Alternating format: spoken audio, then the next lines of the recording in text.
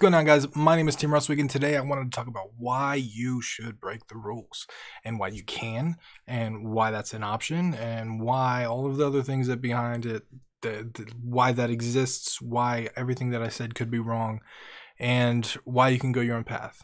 I know that sounds crazy, so let me kind of break it down. So there's an old quote by Pablo Picasso. It says, learn the rules like a pro so you can break them like an artist. And that's a famous quote in the art community, especially because I have a lot of artist friends.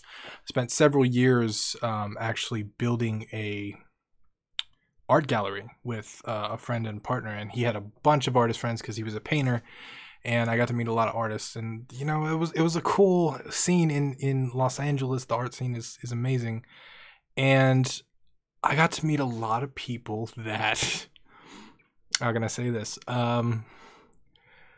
I didn't think what they were creating was art.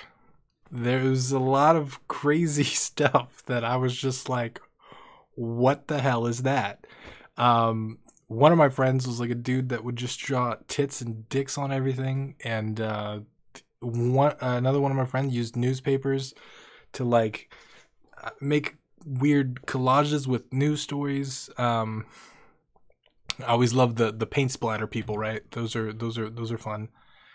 But getting to know these people and seeing how passionate they are and how these things would come from inspiration, right? Like, it was crazy to me. So my one friend, I had a friend named Emmerich, and his art style was crazy, man. It had, like I was saying, tits and dicks and weird craziness, and I was just like, when I first met him, I was like, something is off about this dude. This dude is like, the shit that he paints is just insane. It's crazy.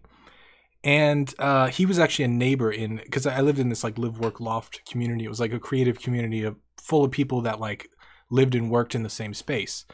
And he was a neighbor of mine, so we got to know each other pretty well.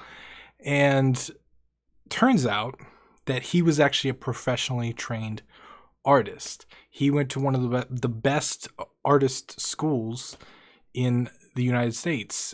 He had all of the ability to draw perfect faces. He could do fantastic works of art. And he started showing me some of his older pieces of art, and they were amazing. Like, nothing, I could never even imagine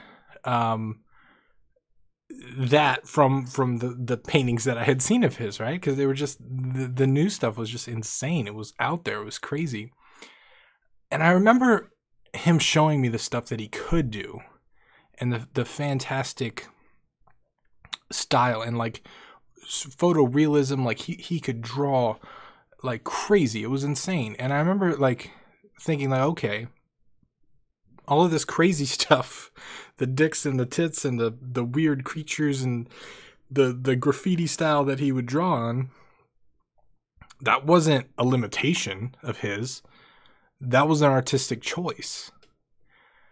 And I remember like that, maybe that little bit of like apprehension that I had, or the like, whoa, this is weird, kind of turned to like a sense of respect for the guy.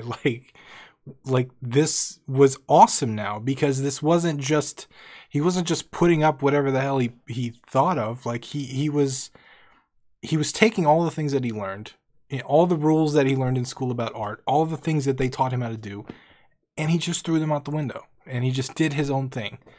And because of that, you know, he's sold paintings for thousands of dollars.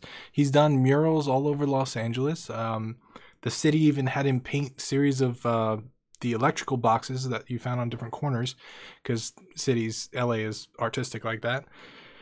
And it was really cool to know him, and he was one of my good friends in that community, and it, you know, that was a cool couple of years. And I guess the moral of this story, the whole point of it, is that breaking the rules is perfectly okay, but understanding what the rules are is really, really, really important before you break them, before you go off on your own, before you do the thing. So I share a lot of stuff in game development on this channel that may be like rigid and strict advice, right? Like, I think people should make Pong first as their first game. I think people should have a very clear objective for their game. I think mobile touchscreen on-screen controls are bad design. I think all these different things, right? Well, that doesn't mean you can't do them. And it doesn't mean that you can't understand what I'm saying and maybe intellectually agree or disagree and then go off and do them, right? But I want to share all this stuff, not so much that so you take my personal experience as like, you know, the rule of the land, the law of the land. I'm not saying that what I say, what I do is going to work for everybody. But I want to kind of share all the stuff so that you know all these different things. And then once you understand them and you understand why, you can choose when to break them.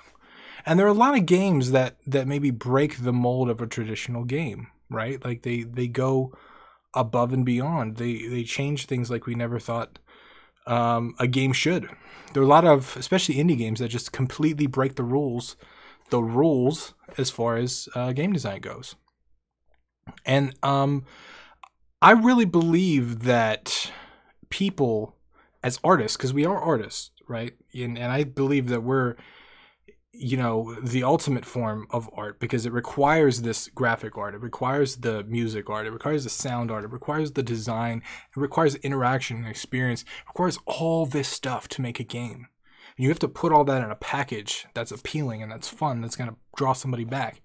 And if your stuff is too complicated or too hard, you are denying access to the end of your content for that person. So it's unlike anything else on the planet in the fact that like someone can't enjoy your whole thing if they can't actually do the steps required in the game to actually make it. So I wanted to share that if you've heard something on my channel, if you've watched a video of mine, if you've read a book, if you've done all these different things, anything at all that you've learned, you can go against the grain.